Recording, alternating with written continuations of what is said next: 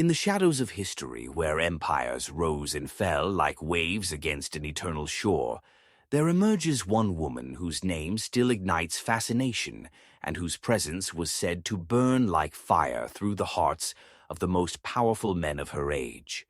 She was Cleopatra VII, the last sovereign queen of the Ptolemaic dynasty of Egypt, a woman remembered not merely for her beauty, but for her brilliance, her cunning, and the devastating consequences of the passions she inspired.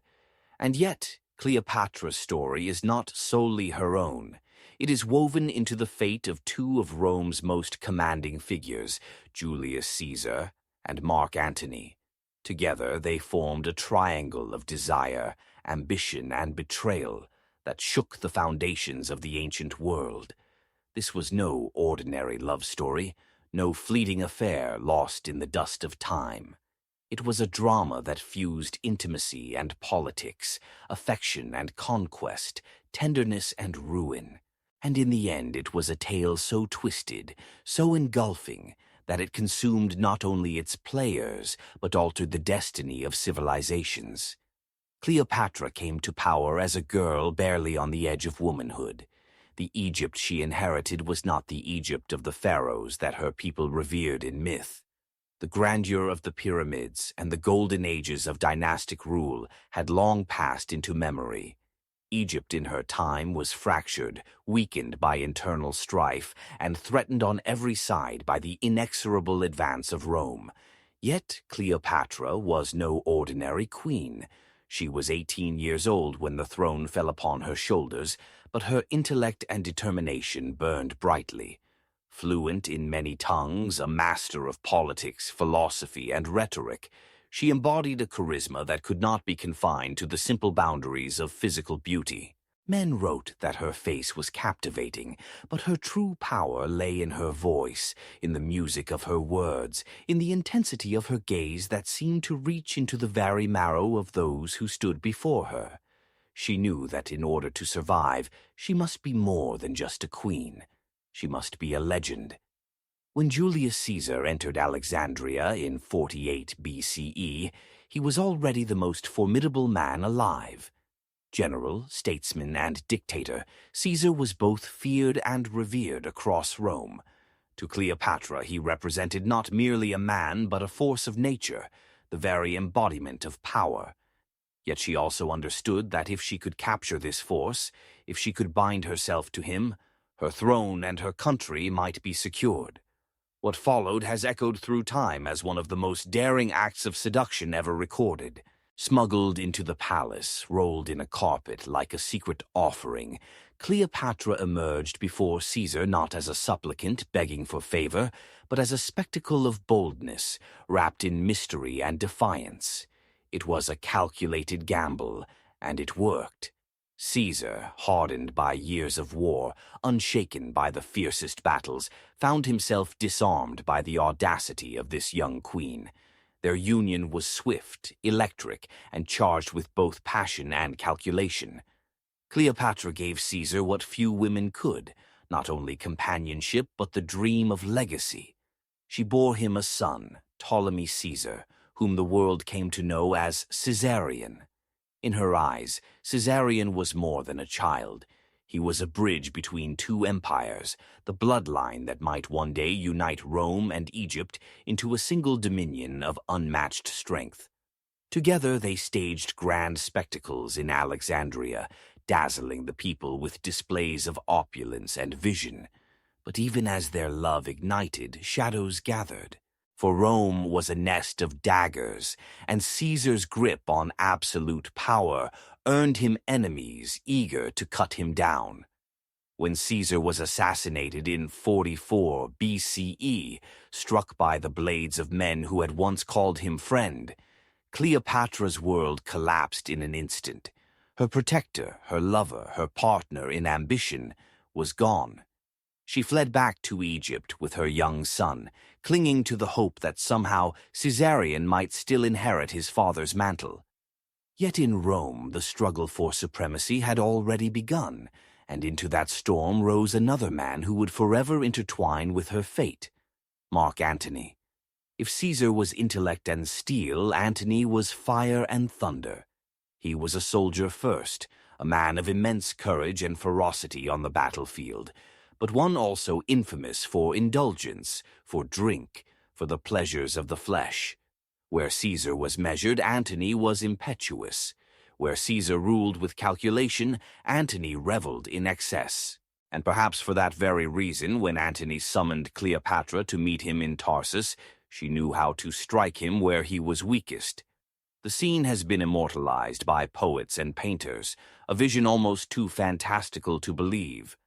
Cleopatra sailed up the Cydnus River upon a barge gilded with gold, its sails of purple catching the sunlight, its oars of silver dipping rhythmically into the water. The air itself was perfumed with incense, intoxicating the senses before she even arrived. Reclining beneath a canopy, dressed as the goddess Aphrodite herself, Cleopatra transformed the meeting into theater, a spectacle designed to overwhelm. Antony, a man who had cowed nations, who had fought and conquered with brutal force, found himself spellbound. From that moment, the die was cast. Their love affair was immediate, passionate, reckless. Where Cleopatra's relationship with Caesar had been political as much as personal, with Antony it was both intoxication and necessity. He adored her, surrendered to her, and in return she offered him the wealth of Egypt to fund his campaigns, the glory of her throne to amplify his power. Together they lived in splendor, hosting feasts of unimaginable extravagance, their names whispered across the Mediterranean as if they were gods rather than mortals. But their union was not merely indulgence. It was a statement of defiance, for Antony was one of the rulers of Rome, and his entanglement with Cleopatra was viewed by many as betrayal. Octavian, Caesar's adopted heir and Antony's rival, wasted no opportunity to exploit this scandal. He painted Antony as a man bewitched, a Roman undone by the wiles of a foreign temptress, a soldier who had traded the honor of his people for the bed of a queen. In Rome, the propaganda spread like wildfire. Cleopatra became the face of corruption, Antony the image of weakness, and Octavian the champion of Rome's future. The stage was set for inevitable war. The climax came at Actium in 31 BCE, a battle that would determine not only the fate of three lovers, but the direction of the world itself.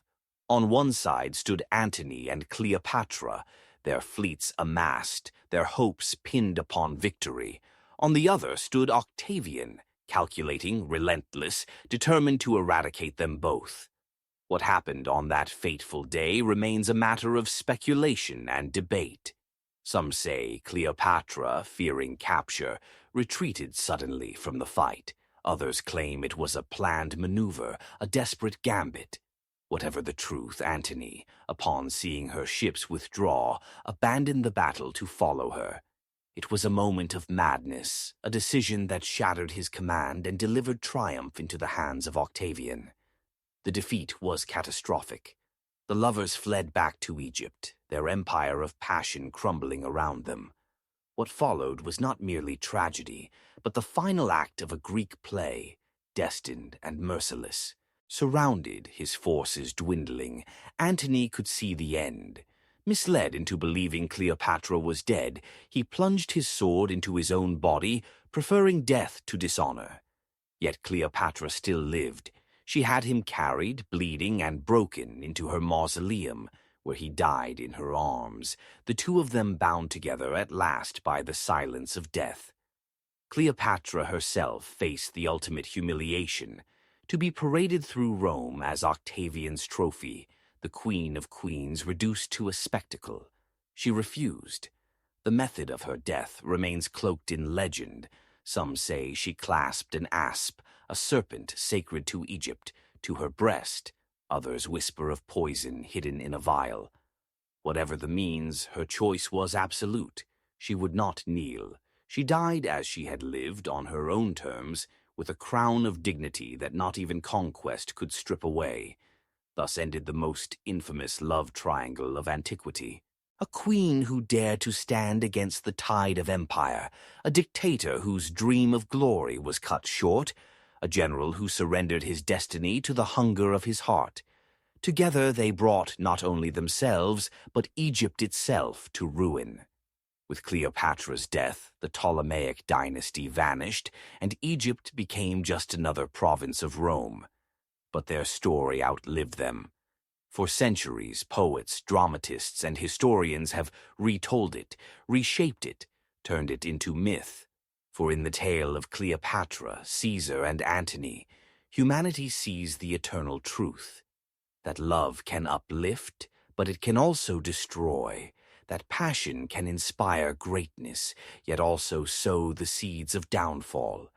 And when one walks through the ruins of Alexandria, when one imagines the glitter of the palaces, the feasts, the sails of purple upon the Nile, one cannot help but feel the echo of that fire still burning. Cleopatra was no ordinary woman, Caesar no ordinary ruler, Antony no ordinary warrior. Together they were a storm, beautiful and terrible, a storm that swept away empires and left behind the haunting lesson that even the mightiest are vulnerable when love and power collide. Their story was not just a story of three lovers. It was the story of the world tilting on its axis, the twilight of one civilization and the dawn of another, all because of hearts that beat too wildly, too recklessly to ever survive. And yet Cleopatra's tale, as haunting as it is, was not the last time passion and ambition would weave themselves into a knot so tight that it strangled the very people who held it. Centuries later, in the windswept castles of Scotland, another queen would rise, radiant and doomed, caught in a triangle of desire and betrayal that would bring death not only to her lovers, but to her hopes, her reign, and the fragile future of her kingdom. Her name was Mary Stuart, Queen of Scots, a woman of beauty and tragedy whose life was a perpetual storm, and at the heart of that storm burned a twisted triangle. Mary herself, her reckless husband, Lord Darnley, and her devoted companion, David Rizzio. Mary was no ordinary queen. Born into bloodlines of immense power, she was both a Stuart of Scotland and, through her grandmother, a descendant of England's Tudor line. To some, she was the rightful heir to both thrones, Scotland and England, a vision that made her both beacon and threat. At the tender age of 16, she had already been queen consort of France, wed to the young Francis II. But fate was cruel, and Francis died young, leaving Mary widowed, childless, and vulnerable. She returned to Scotland in 1561, a 19-year-old queen with the weight of nations on her shoulders, determined to rule her turbulent land with grace and strength. Scotland at that time was a land divided, torn between Catholic and Protestant faiths, riddled with lords who clutched their power like daggers and resented the authority of any monarch, especially a young woman. Yet Mary carried herself with dignity, her beauty often described in near mythical terms: tall, elegant, with auburn hair, fair skin, and eyes that seemed to shine with both sorrow and fire. Men adored her, poets praised her, and rivals feared her. But within her heart was a yearning, a hunger not only for power, but for companionship, for love, for someone who might stand beside her, not merely as a political pawn, but as a partner. That hunger led her into the arms of Henry Stuart, Lord Darnley. At first, he seemed the perfect match, tall, handsome, of noble blood, and, crucially, a descendant of Henry VII of England. Darnley's union with Mary promised a child who could unite the crowns of Scotland and England, realizing a dream of dynastic glory. Their marriage in 1565 was celebrated with splendor, and for a brief, shimmering moment, Mary believed she had found both love and political security. But the man she chose proved not the golden prince she had hoped for, but a tempest of arrogance, vanity, and cruelty. Darnley was young, reckless, and intoxicated by power. He reveled in his status as the queen's husband, but demanded more, insisting on being crowned king in his own right. His charm quickly curdled into violence, his ambition into poison. He drank heavily, consorted with disloyal nobles, and grew consumed with jealousy, convinced that Mary's affections belonged to another. That other was David Rizzio, Mary's Italian secretary and closest confidant. Rizzio was no nobleman, no warrior. He was a musician, a courtier of humble beginnings, who rose to favor through his talents in diplomacy and his unwavering loyalty to Mary. To the queen he was indispensable, a friend in whom she confided, a presence of warmth and reassurance amid the treachery of her court.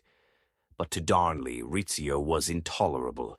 The whispers spread like wildfire that the queen and her secretary were lovers, that Rizzio held sway over the throne itself, that Darnley had been supplanted not by a prince but by a commoner. Whether those rumors were true or not has been lost to history. But for Darnley, perception was enough. His pride, already fragile, shattered into rage. The tension built like a storm behind castle walls. Darnley's paranoia grew, fed by scheming lords who despised Mary's authority and saw in his jealousy a weapon. They whispered to him of honor-stained, of betrayal, of the need to reclaim his dignity as a man and as the queen's husband. And so the plot was born, not merely to humble Rizzio, but to annihilate him. The night of March 9th, 1566, would etch itself in blood upon Scotland's history. Mary, 6 months pregnant with the future James VI, sat at supper in her private chamber at Holyrood Palace. Rizzio was there, as he often was, speaking with her softly, offering counsel and companionship. The atmosphere was warm, the room aglow with candlelight.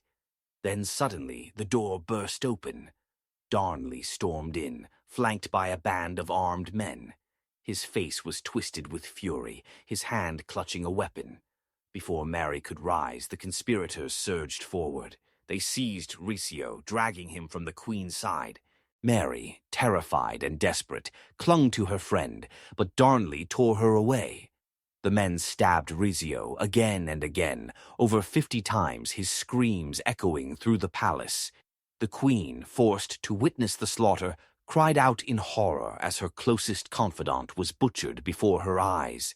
His blood pooled across the floor, seeping beneath the door into the hall beyond, where it stained the stones so deeply that the mark, it is said, could never be fully erased. It was not merely murder. It was a message. Darnley and his co-conspirators wanted to shatter Mary's spirit, to remind her that even as queen, she was not beyond the reach of male power and violence.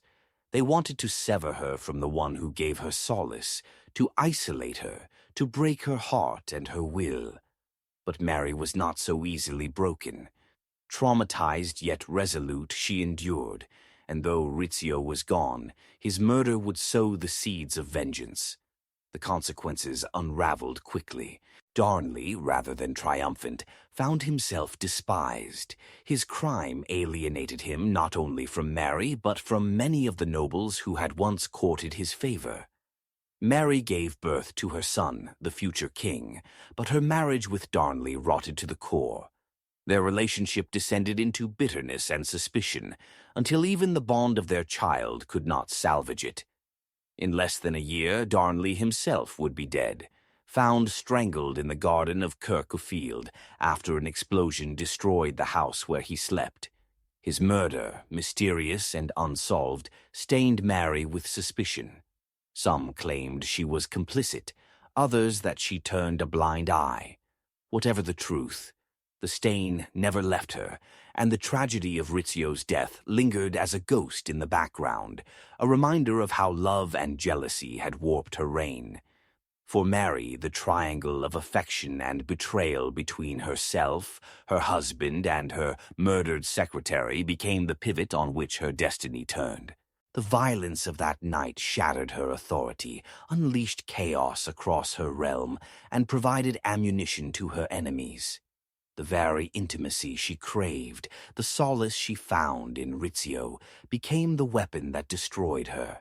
And for Darnley, his jealous rage did not secure his dominance, but instead marked him for death and infamy, remembered not as a king, but as a murderer, undone by his own pride. In the end, Mary's story spiraled downward into imprisonment, forced abdication, and eventual execution at the hands of her cousin Elizabeth of England. Yet the moment that sealed her fate was that night in Holyrood, when love, jealousy, and ambition clashed in a storm of knives. For in that bloody chamber a queen lost more than a friend. She lost the fragile hope that her reign might escape the curse of betrayal that so often stalked the powerful. Thus another love triangle etched itself into history, twisted and cruel, binding together passion and politics until the two were indistinguishable. Cleopatra had perished in the coils of empire, undone by love and ambition. Mary, Queen of Scots, walked the same path centuries later, her life consumed by the very hearts she tried to trust. Both women stand as reminders that in the courts of power, love is never simple, never safe, and often the deadliest game of all. The echoes of Mary's cries in Holyrood Palace had not yet faded from the corridors of history before another story of love, loyalty, and betrayal carved its scars into the chronicles of kings and queens. This time it was not in the storm-lashed towers of Scotland, but in the vast domains of medieval France and England, where one woman's brilliance and one man's ambition collided with a friendship that became both their strength and their undoing. Her name was Eleanor of Aquitaine, perhaps the most remarkable woman of the Middle Ages, a queen who shaped dynasties and defied the constraints of her sex. At her side stood Henry II of England, fierce, cunning, unrelenting, a king whose empire stretched from the misty highlands of Scotland to the sunlit valleys of southern France. And between them, as friend, as confidant, as rival, stood Thomas Beckett, whose bond with Henry began as brotherhood and ended as martyrdom. This was not a triangle of physical passion like Cleopatra's or Mary's, but a triangle twisted by loyalty, by love of power, and by betrayal that led to blood spilled on the altar of God. Eleanor was born in 1122, heiress to the Duchy of Aquitaine, one of the richest and most cultured lands in all of Europe. From the moment she drew breath, her destiny was tied to power. Her mind was sharp, her will unbreakable, her beauty legendary. Men wrote of her as luminous, enchanting, a woman whose presence could silence a room, whose laughter could stir the heart of a poet, and whose anger could shatter a noble's pride. But Eleanor was not a passive jewel to be admired. She was steel wrapped in silk, a woman determined to wield her inheritance as more than a prize. At 15, she married Louis VII of France, becoming queen, but their union was cold, strained by incompatibility. Louis was devout, almost monastic, more suited to a cloister than a throne, while Eleanor burned with vitality and ambition. Their marriage dissolved after years of frustration, ending in annulment, and within weeks Eleanor stunned Europe by wedding Henry Plantagenet, the young Duke of Normandy who would soon seize the crown of England. It was a union of fire and thunder. Together, Henry and Eleanor commanded an empire that dwarfed that of the French king. Their marriage was tempestuous, full of passion, arguments, reconciliations, and betrayals. Yet beneath its storms lay a partnership that shaped the destiny of nations. Henry was unlike Louis. He was no cloistered monk, but a man of raw energy, brilliant, ruthless, tireless in his pursuit of authority. He was a king who sought control not only over land and lords, but over the very soul of his realm. And at his side, Eleanor proved not merely consort, but co-ruler, a queen who governed Aquitaine with an iron hand, who raised sons destined to be kings, and who inspired loyalty in ways Henry could not. But as powerful as Eleanor was, she was not the only figure who held Henry's heart and mind. For in the young clerk, Thomas Beckett, Henry found a companion whose loyalty would one day transform into the deepest betrayal. Beckett was not born to power. The son of a modest merchant, he rose through intellect, charm, and ambition. He became Henry's chancellor, the king's most trusted aide, his drinking companion, his hunting partner, the man with whom he shared laughter and confidences. Chroniclers tell us that the bond between Henry and Beckett was like that of brothers. They dined together, rode together, plotted together. Henry trusted him more than any noble, more than even his queen. Eleanor, brilliant and perceptive, surely noticed the closeness, perhaps resented it, for she herself was accustomed to being the sharpest voice at Henry's side. Yet she also understood that Beckett's influence could be useful so long as it did not threaten her place. But Henry's desire for control would shift that balance. In 1162, when the Archbishop of Canterbury died, Henry saw an opportunity to extend his hand into the very heart of the church. He sought to make his friend Beckett the new archbishop, believing that Beckett's loyalty to him would bind the church to the crown. Eleanor may have warned him, or perhaps she merely watched, knowing that entangling love, power, and friendship so tightly was dangerous. But Henry, headstrong and certain, forced Beckett into the role, and in that instant the triangle bent toward disaster. For Beckett, upon taking holy orders, changed. The frivolous companion, the jovial courtier, vanished. In his place stood a man consumed by the sanctity of his office, fierce in his defense of the church's independence. He resisted Henry at every turn, clashing with him over rights, privileges, and authority. Henry raged. He had placed Beckett in power expecting obedience, but instead found opposition, and worse, opposition cloaked in the righteousness of God.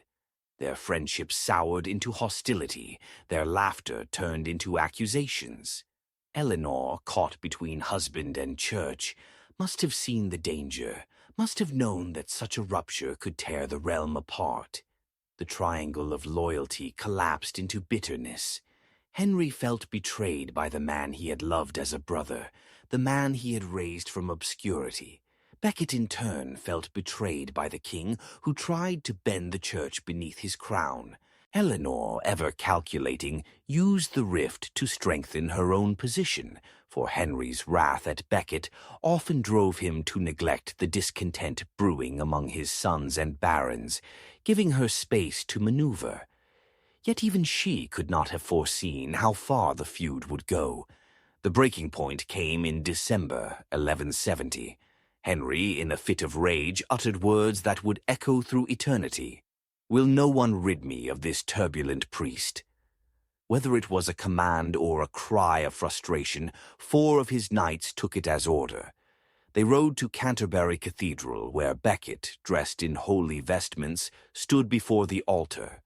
There, in the house of God, they struck him down, their swords cleaving bone, their blows echoing off stone walls. Blood stained the sacred ground, the archbishop lay dead, and in his death he became a martyr. The shock reverberated through Christendom. Beckett's murder was not only a crime, but a sacrilege.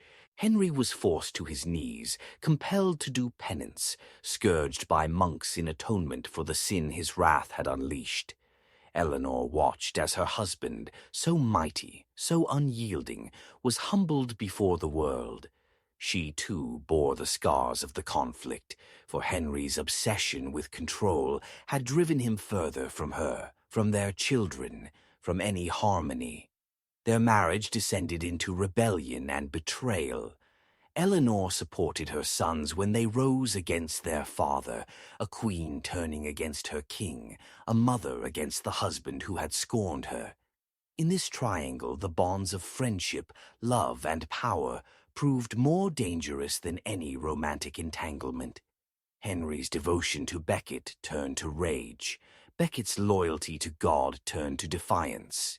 Eleanor, entangled in both their ambitions, played her part, steering her own course through the storm.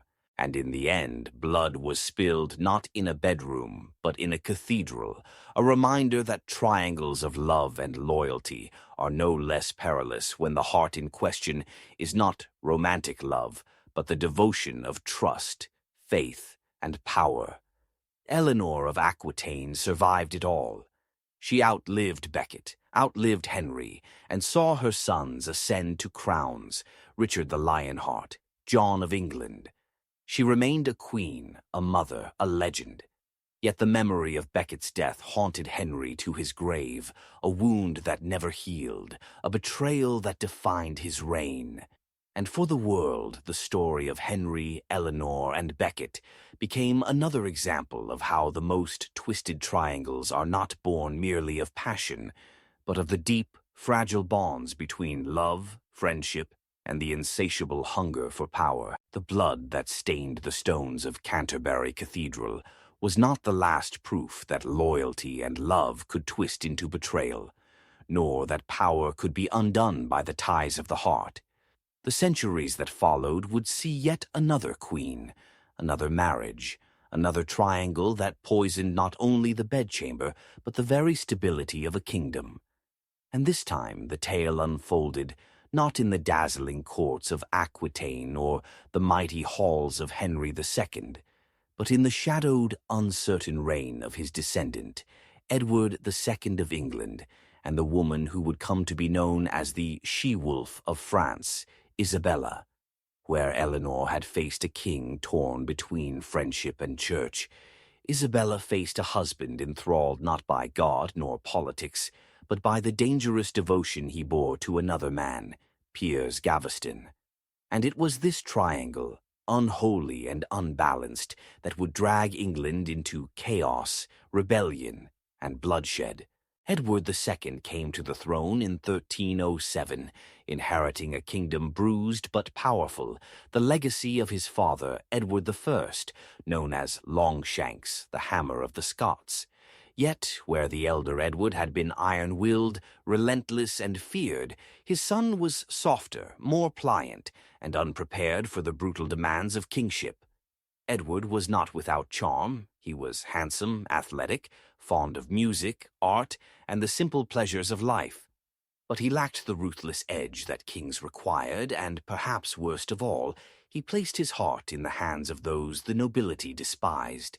From the moment of his coronation, Edward's reign was overshadowed by one figure, Piers Gaveston.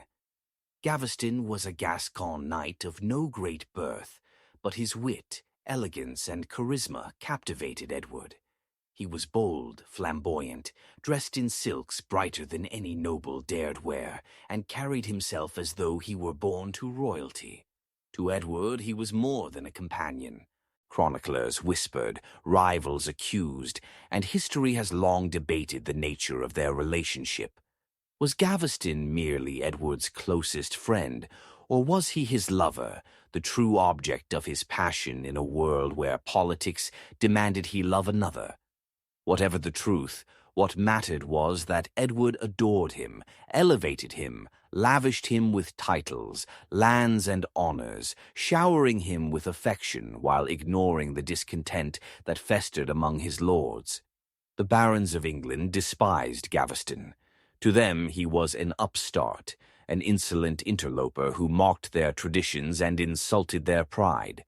His arrogance was legendary. He gave the great lords of England mocking nicknames, laughed at their solemnity, and flaunted his influence over the king without restraint.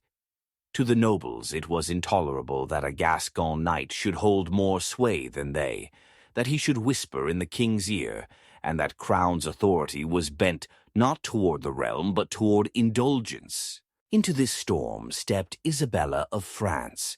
She was the daughter of Philip IV of France, the Iron King, a man of terrifying authority and cunning.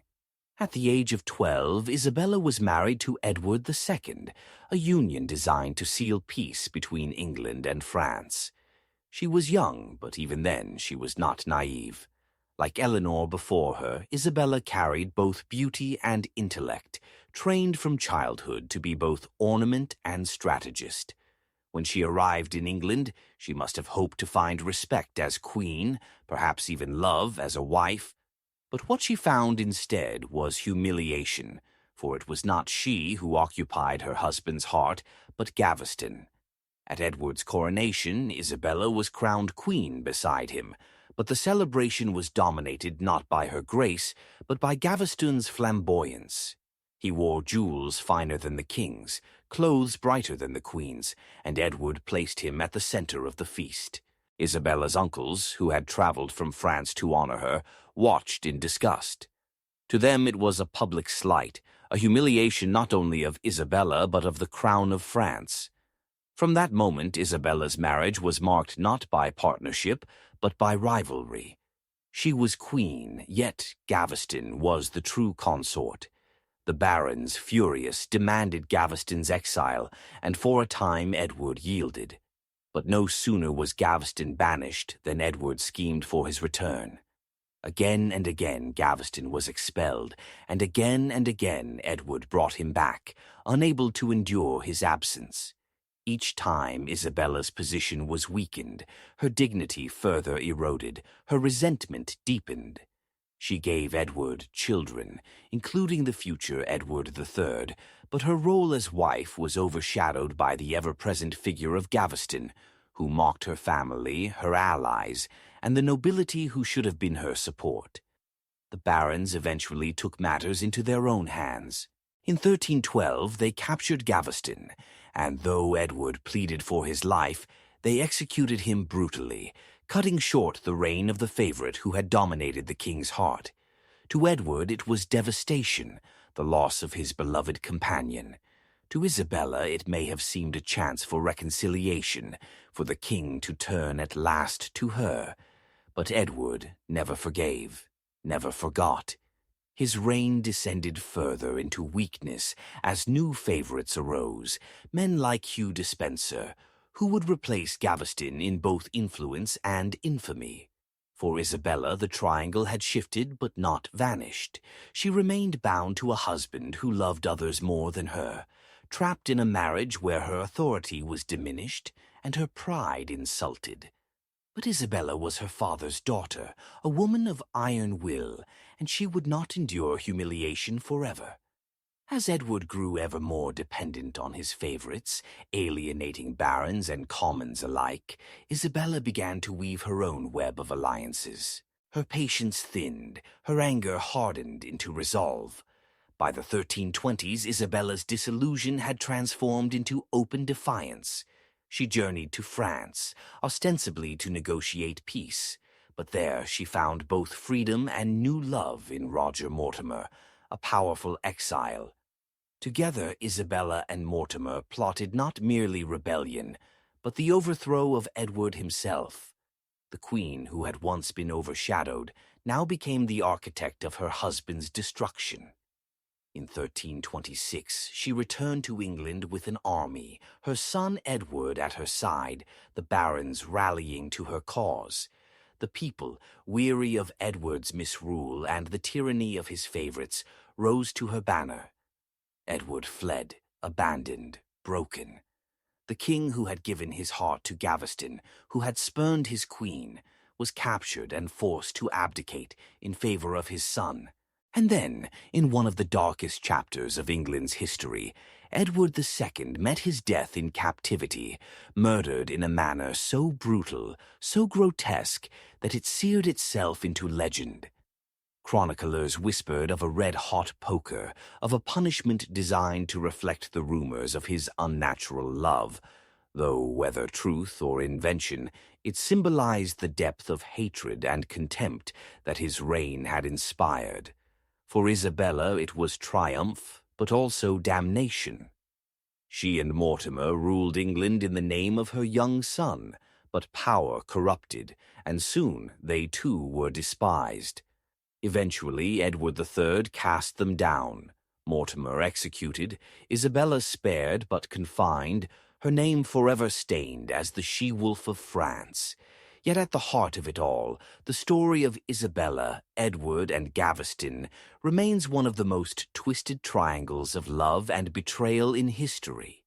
Edward's devotion to Gaveston blinded him. Isabella's humiliation fueled her vengeance, and Gaveston's arrogance hastened his doom.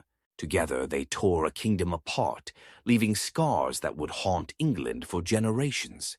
And so, like Cleopatra with her Roman lovers, like Mary with her doomed confidant, like Eleanor with her king and archbishop, Isabella's story stands as another reminder that when the throne is entwined with the heart, when love and loyalty are twisted by power, the result is never peace but ruin.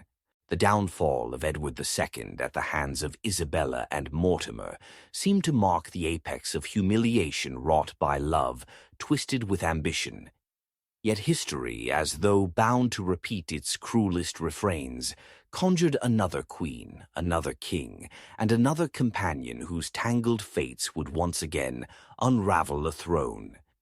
This time it was in Spain, at the Bourbon court of the late 18th century, where Maria Louisa of Parma, queen consort of Charles IV, would find herself enmeshed in one of the most scandalous love triangles ever whispered through palace corridors.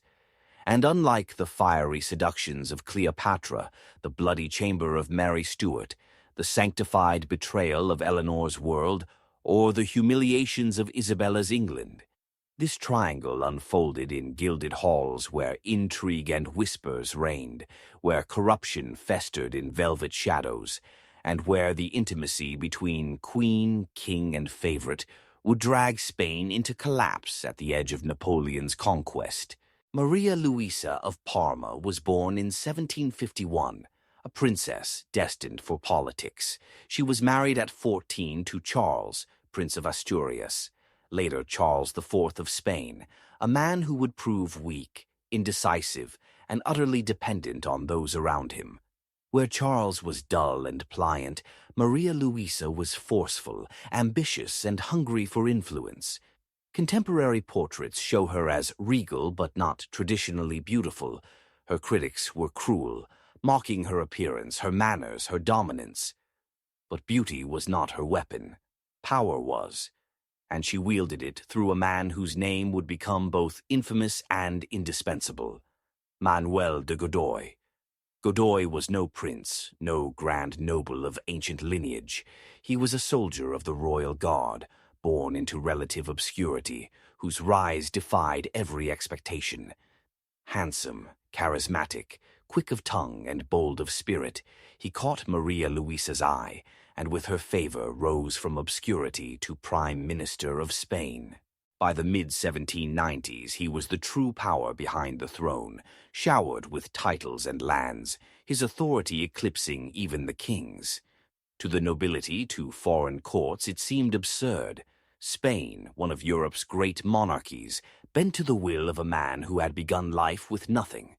But to Charles and Maria Louisa, Godoy was not merely a servant. He was friend, confidant, perhaps more. Rumors swirled like wildfire that Maria Louisa and Godoy were lovers, that Charles himself, passive and trusting, turned a blind eye to their intimacy. Some even claimed he accepted it, that his devotion to both his wife and his minister was such that he allowed their bond to flourish unchecked. Whether true or not, perception became reality. Satirists painted Maria Louisa as a licentious queen, Godoy as a corrupt seducer, and Charles as a cuckold king. Yet, what made this triangle especially twisted was not only the suggestion of carnal betrayal, but the way affection translated into governance.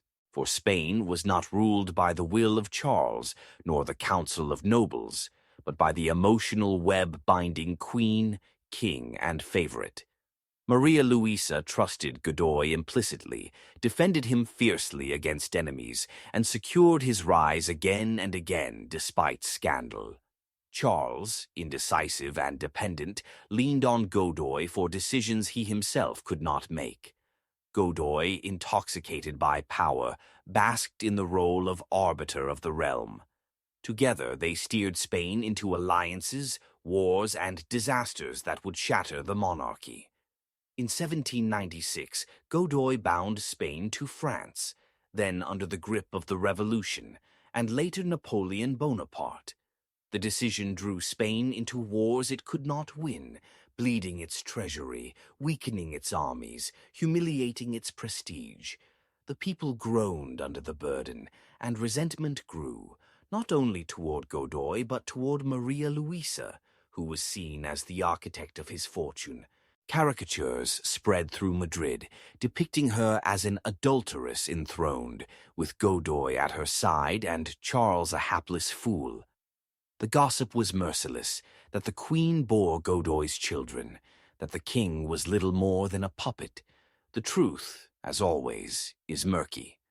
Some historians argue Maria Louisa's relationship with Godoy was indeed romantic, that their intimacy surpassed politics. Others insist it was an alliance of necessity, that she clung to him as the only man capable of compensating for her husband's incompetence. But whether or not their bodies entwined, their fates certainly did. Godoy was her creation, her chosen instrument, and through him she exercised the power her husband lacked. Yet, in doing so, she chained her dynasty to a man despised by nobles, mistrusted by people, and viewed abroad as corrupt. By the early 19th century, Spain reeled under disaster. In 1805, at Trafalgar, its fleet was annihilated by the British, ending centuries of naval dominance. At home, famine and discontent spread. Charles IV clung to Godoy, Maria Louisa clung to Godoy, but the people turned to another figure, Ferdinand, the king's son, who despised Godoy and his mother's influence. The court became a nest of conspiracies, father against son, queen against heir, ministers against ministers, the entire monarchy rotting from within. The climax came in 1808, when Napoleon seized upon Spain's weakness to invade. Charles and Maria Louisa, still tethered to Godoy, were forced to abdicate under pressure. The once mighty Bourbon monarchy crumbled, its sovereignty surrendered to the Emperor of France. Godoy, once the shining favorite, was disgraced, imprisoned, and despised by the very people who had once cheered his rise. Maria Louisa and Charles lived out their days in exile, their legacy one of humiliation. And yet, even in exile, Maria Louisa remained devoted to Godoy. Letters reveal her affection, her loyalty to the man who had defined her reign, however ruinous. For her, Godoy was not simply minister or lover, but partner, the man who gave her the power her husband could never wield. Charles, for his part, never repudiated her, never severed his bond with the minister who had overshadowed him. The triangle endured even in disgrace, bound not by crowns or armies, but by the strange, unbreakable cords of affection. When Maria Louisa died in 1819, it was in obscurity, far from the grandeur of Madrid, remembered less for the crown she wore than for the scandal she embodied. Godoy survived her by years, living long enough to pen his memoirs, defending his choices, his honor, his queen. Charles, too, faded into history as a king overshadowed, remembered not for his deeds, but for his weakness. And thus, in the halls of Spain, the story of Maria Louisa, Charles, and Godoy became another chapter in the long, tragic book of royal triangles. It was not passion alone that doomed them, but the way passion fused with power, the way love and loyalty were weaponized until they destroyed the very institutions they were meant to uphold. Cleopatra's death marked the end of Egypt. Mary's chamber at Holyrood foreshadowed her execution.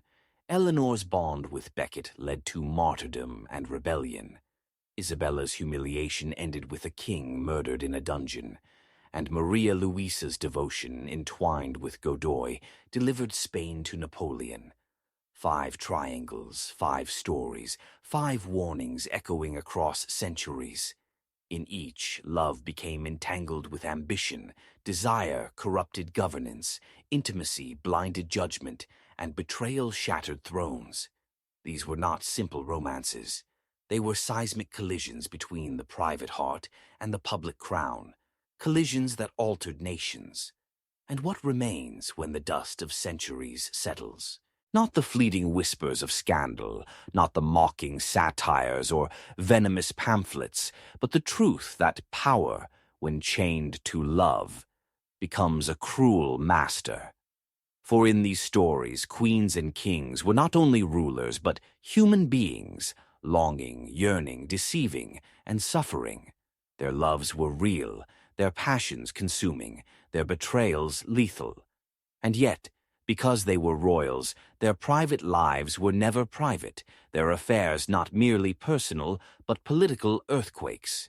It is easy, centuries later, to reduce them to tales of scandal, to dress them in gossip and caricature.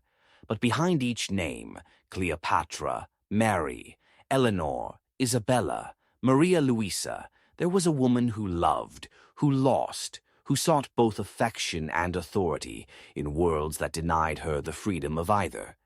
And behind each man, Caesar, Antony, Darnley, Rizzio, Henry, Beckett, Edward, Gaveston, Charles, Godoy, there was ambition, weakness, pride, and desire. Together, they remind us that history is not written only in battles and treaties, but in the beating of hearts, in the silences of chambers, in the betrayals whispered in the dark. The 5 most twisted royal love triangles in history do more than entertain us with scandal. They force us to confront the eternal truth, that power magnifies passion, that crowns intensify jealousy, and that, in the end, the union of love and authority is not harmony, but fire. Fire that warms, fire that inspires, fire that destroys. And as we close the book on their stories, we are left with one haunting reflection. In the world of kings and queens, love was never just love. It was destiny, it was war, it was the blade that carved empires and the poison that destroyed them. Power and passion bound together are the most dangerous lovers of all. Thanks for watching. Subscribe for more.